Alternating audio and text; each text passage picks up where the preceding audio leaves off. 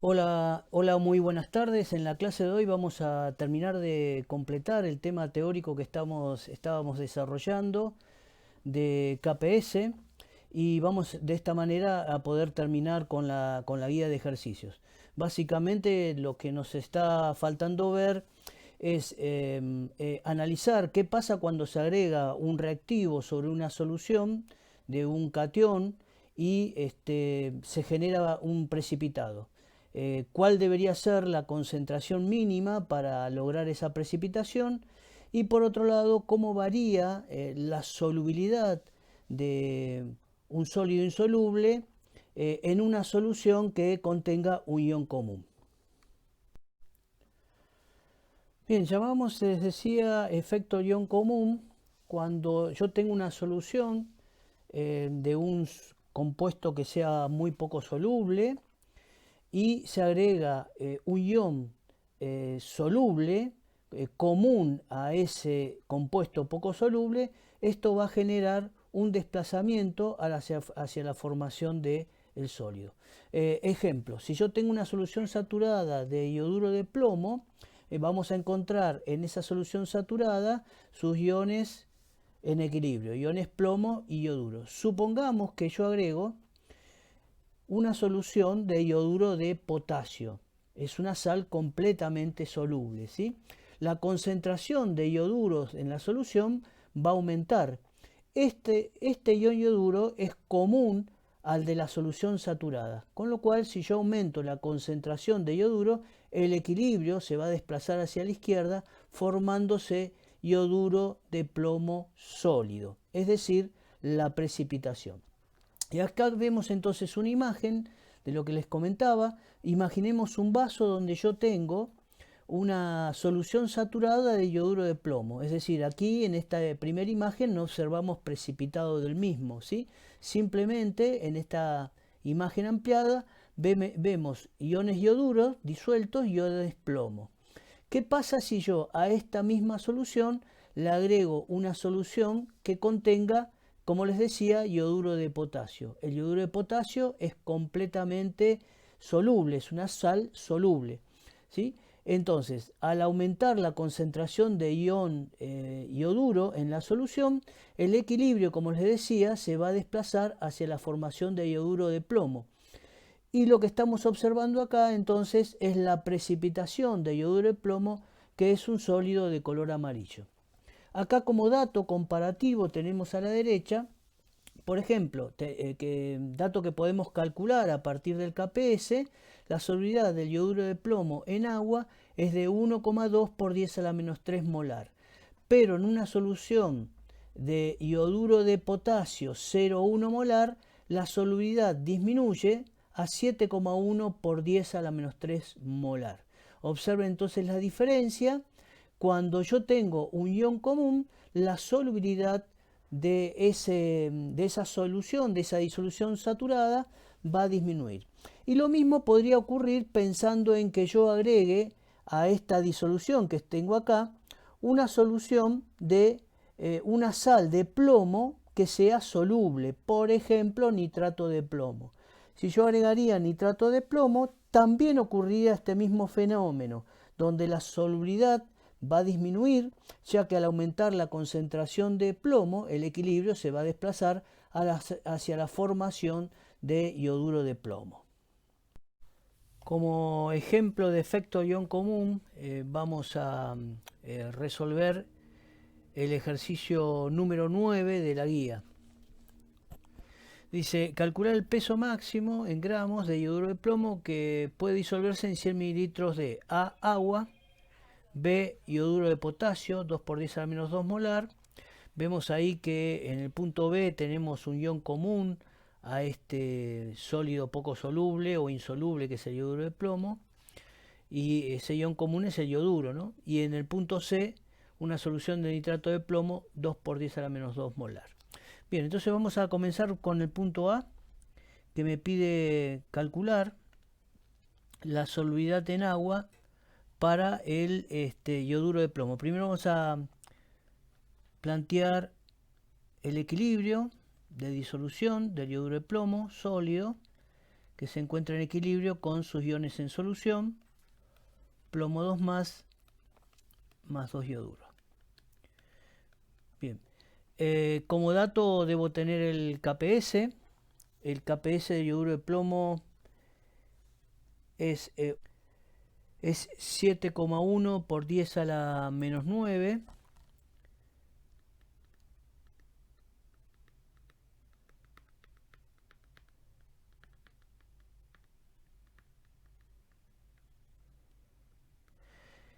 Y podemos definir a este producto de solubilidad como la concentración molar de iones plomo en solución por la concentración molar de yoduro al cuadrado. Y observemos que por cada mol de yoduro de plomo que se disuelva, yo voy a tener un mol de plomo más 2 en solución y 2 moles de yoduro. Por lo tanto, yo puedo decir que la concentración de plomo más 2 en la solución es igual a la solubilidad, es decir, el número de moles de yoduro de plomo que se disuelva, y la concentración de yoduro va a ser 2 veces esa concentración de yoduro de plomo que se disuelva, es decir, 2 veces la solubilidad. Teniendo en cuenta esto, yo puedo reemplazar en KPS, teniendo en cuenta, decía que es el producto de la concentración de yoduro de plomo, digo que es igual a S por la concentración de yoduro, es igual a 2S elevado al cuadrado. Esto me queda igual a S por 4S cuadrado, y esto es igual a 4S cubo. De aquí que la solubilidad, despejando, me queda que es igual a la raíz cúbica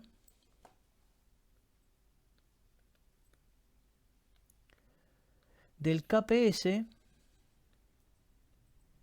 dividido 4. Bien, reemplazando la solubilidad en agua, va a ser igual a la raíz cúbica, decía, de 7,1 por 10 a la menos 9, dividido 4. Y esto me da igual a 1,2 por 10 a la menos 3 molar. Esta sería entonces la solubilidad molar del yoduro de plomo en agua. Pero fíjense que a mí me pide expresar esa solubilidad en gramos, ¿sí? En gramos por litro. Por lo tanto, primero voy a tener que calcular la masa molar, perdón, no gramos por litro, dice, sino en 100 mililitros. ¿Cuánto se puede disolver en 100 mililitros? Entonces, voy a calcular primero la masa molecular. La masa molecular del yoduro de plomo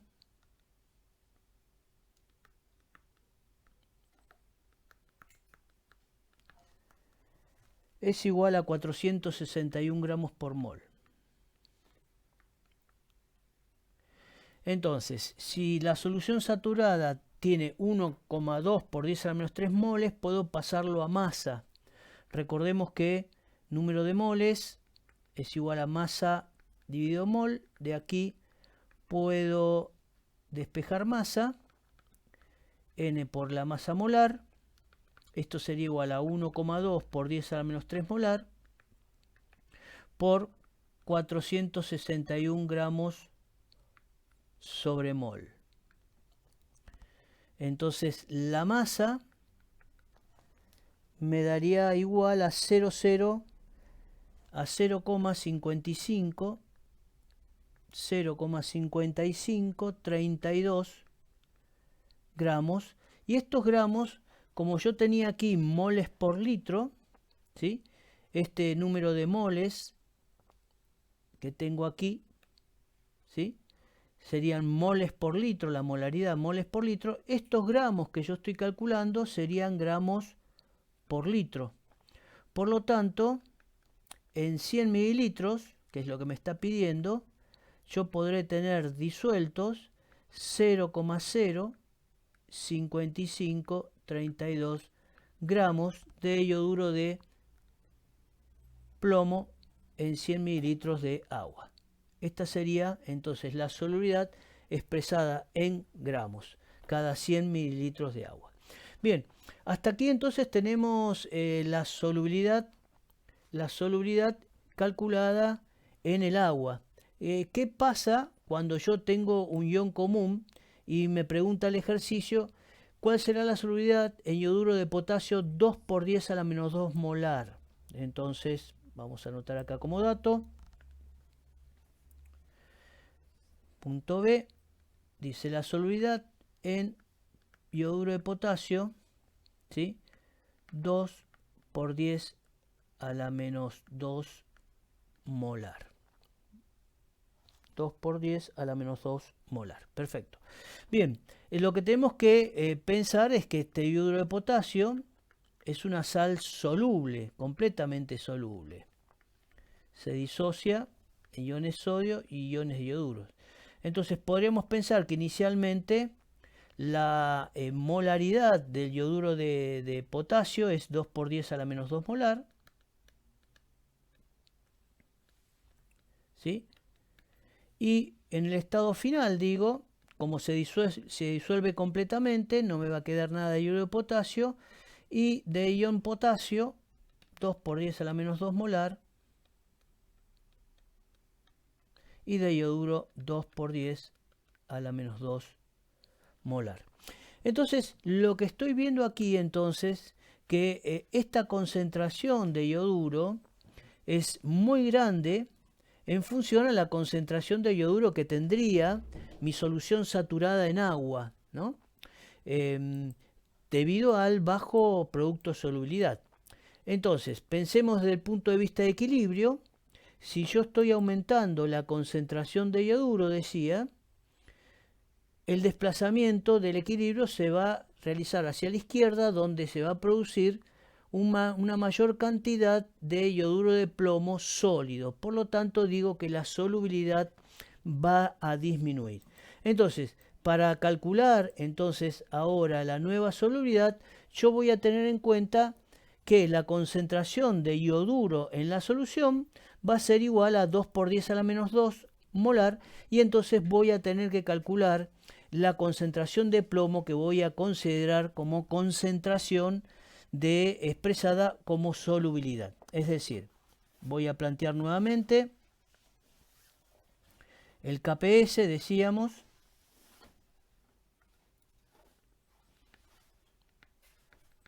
es igual, decíamos, a la concentración de plomo 2 más por la concentración de yoduro al cuadrado. Ahora voy a llamar S solamente a la concentración de plomo, ya que esta concentración de yoduro que yo tengo aquí es mucho mayor y conocida, y voy a considerar lo que aporte el yoduro de potasio que se va a encontrar en solución. Por lo tanto, de esta ecuación yo voy a despejar la solubilidad y va a ser igual al KPS dividido la concentración de yoduro al cuadrado. Entonces, en este caso, la solubilidad en yoduro de potasio del yoduro de plomo va a ser igual a 7,1 por 10 a la menos 9, el KPS, dividido la concentración de yoduro, 2 por 10 a la menos 2, todo esto al cuadrado. Y esta solubilidad me estaría dando un valor de 1,78 por 10 a la menos 5 molar. Entonces vemos aquí como esta concentración, esta solubilidad es menor, ¿sí?, a la solubilidad que habíamos calculado aquí de 1,2 por 10 a la menos 3, que es la solubilidad del yoduro de plomo en agua. Prácticamente 100 veces menor va a ser la solubilidad en yoduro de potasio 2 por 10 a la menos 2 molar. Bien, aquí, bueno, esto lo tengo que pasar nuevamente a gramos por litro, porque me pedía la solubilidad en 100 mililitros, entonces vuelvo a plantear lo mismo. La masa ahora va a ser igual a 1,78 por 10 a la menos 5 molar, o si quieren podemos poner moles por litro, por, teníamos aquí el valor, recordemos, de la masa molar, está aquí, 461 gramos por mol, entonces digo por 461 gramos por mol, y entonces esto me va a dar una masa aproximada de 8,2 por 10 a la menos 4 gramos, y puedo decir por litro porque justamente es la unidad que me está quedando, ¿no? Y entonces desde aquí, ¿sí? En 100 mililitros, digo, en 100 mililitros,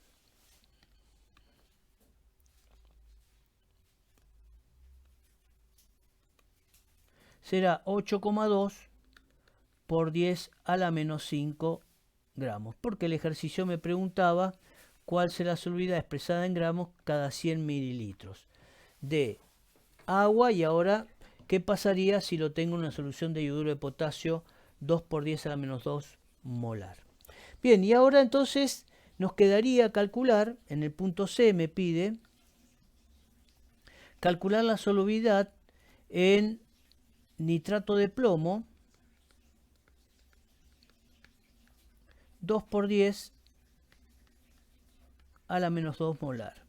Bien, el tratamiento sería lo mismo. Acá lo que tengo que saber entonces es que el nitrato de plomo, como es una sal completamente soluble, se disocia completamente en plomo y iones nitrato. Bien, por lo tanto yo puedo pensar, ¿sí?, que la concentración de plomo en esa solución va a estar dada prácticamente por la concentración de plomo que aporte ese nitrato de plomo que es completamente soluble. Entonces, la concentración de plomo en solución, yo voy a decir que es 2 por 10 a la menos 2 molar. Y vuelvo entonces a partir del KPS. Ahora voy a considerar la solubilidad, la concentración de ioduro que me quede en solución. Entonces vamos a volver a plantear, para que nos quede a la vista. Decíamos que el KPS es igual a la concentración de plomo más 2, por la concentración de ioduro al cuadrado, ¿sí? Y voy a llamar a esa concentración de ioduro como la solubilidad, ¿sí? Entonces voy a reemplazar, voy a despejar, puedo escribir acá igual a la concentración de plomo 2 más por 2S al cuadrado, pues 2 veces la solubilidad, ¿sí?, la concentración de ioduro al cuadrado. Entonces aquí me estaría quedando, esto sería igual a la concentración de plomo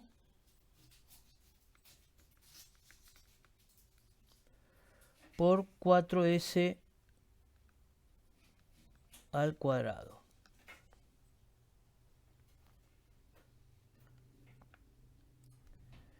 Despejo S, la solubilidad entonces de nitrato de plomo sería igual al KPS, a la raíz cuadrada, perdón, ¿sí?, del KPS dividido 4 veces la concentración de plomo.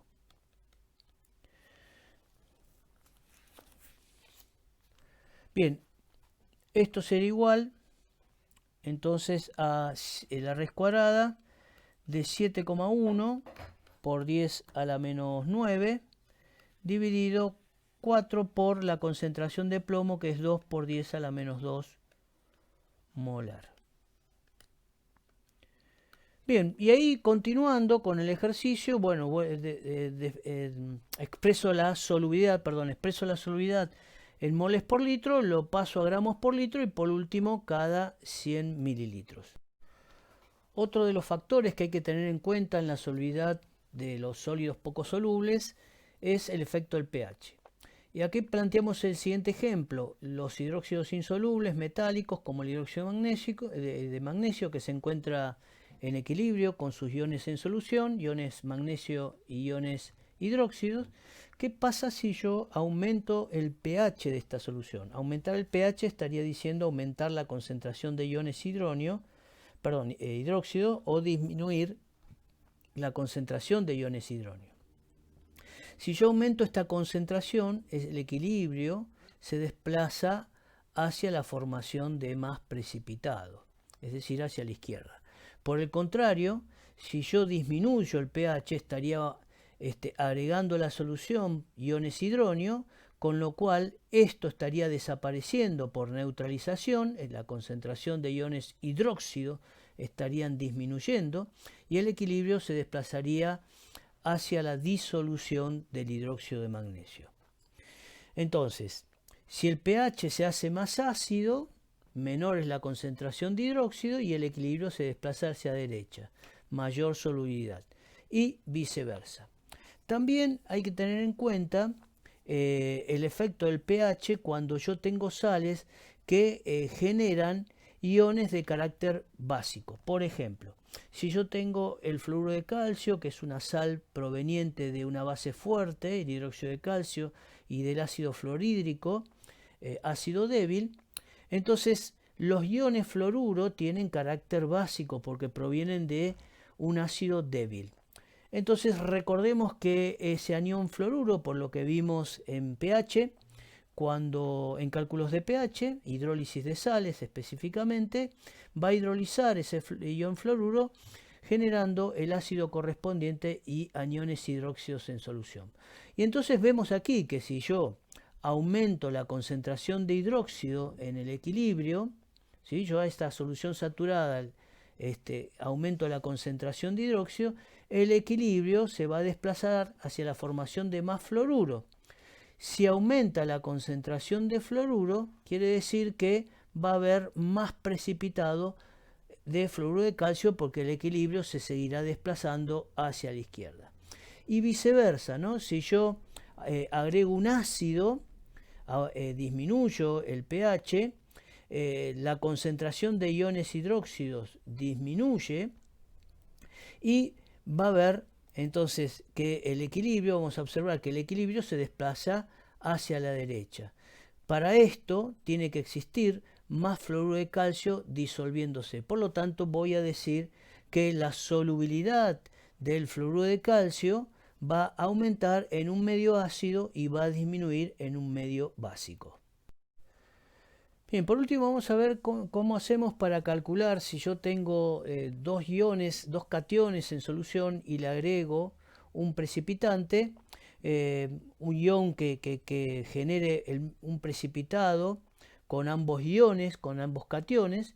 ¿Cuál precipita primero? Teniendo como datos los KPS y las concentraciones de los cationes.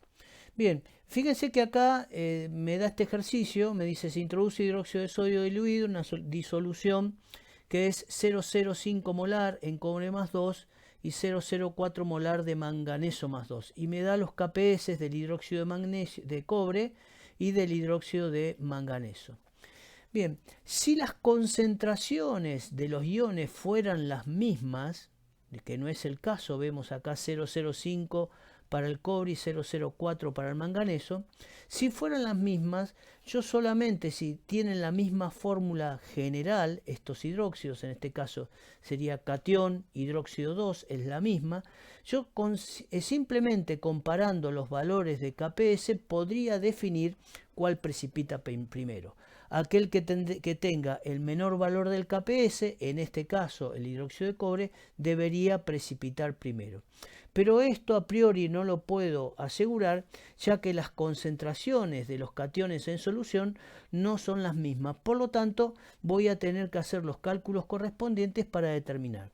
Y para esto voy a determinar cuál sería la concentración mínima que yo tengo que tener para que se sature la solución mínima, de hidróxido, para que se sature la solución. Para esto voy a plantear entonces lo siguiente. Voy a calcular, primero voy a expresar los equilibrios en solución para cada uno de los hidróxidos. Yo digo hidróxido cúprico, que se encuentra en equilibrio con sus iones en solución, cobre 2 más iones hidróxido. Bien, yo les decía entonces, lo que tengo que calcular es cuál es la concentración mínima de hidróxido que para cada una de esta concentración de cationes alcance el KPS. Entonces, el KPS es igual a la concentración de iones cobre por la concentración de iones hidróxidos al cuadrado. De aquí despejo cuál sería esa concentración mínima, ¿sí?, que yo debería tener de hidróxido, teniendo en cuenta que la concentración inicial de cobre más 2 es 0,05 molar, para que se sature la solución y comience luego a precipitar. Entonces me quedaría que la concentración de hidróxido es igual a la raíz cuadrada del KPS sobre la concentración de cobre más 2. Entonces tendría que la concentración de hidróxido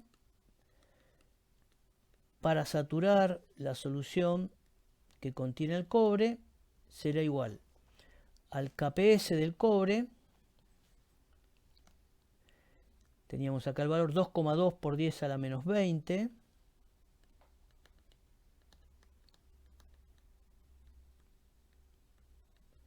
Dividido la concentración de cobre, que es 0,05 molar. Bien, a partir de aquí voy a calcular esa concentración de hidróxido mínima que yo debería tener para que se produzca la precipitación. Esto me da un valor de 6,6 por 10 a la menos 10 molar. Esta sería la concentración mínima de hidróxido para saturar esa solución de cobre y que, digamos, una concentración algo mayor de hidróxido comience a precipitar el hidróxido de cobre. Voy a hacer lo mismo ahora, pero para el hidróxido de manganeso. Entonces planteo para el hidróxido de manganeso,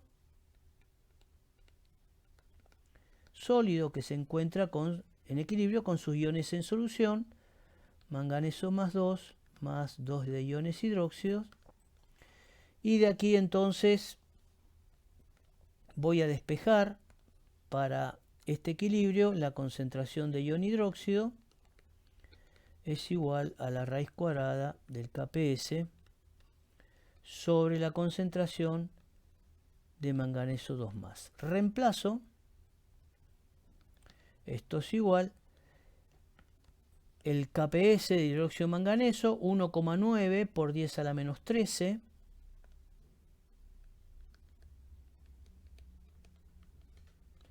y la concentración de manganeso, decía el problema, vamos a verificarlo, aquí dice 0,04 molar, ¿sí? Muy bien.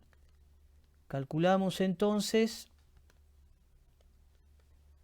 y esto me da 2,2 por 10 a la menos 6 molar.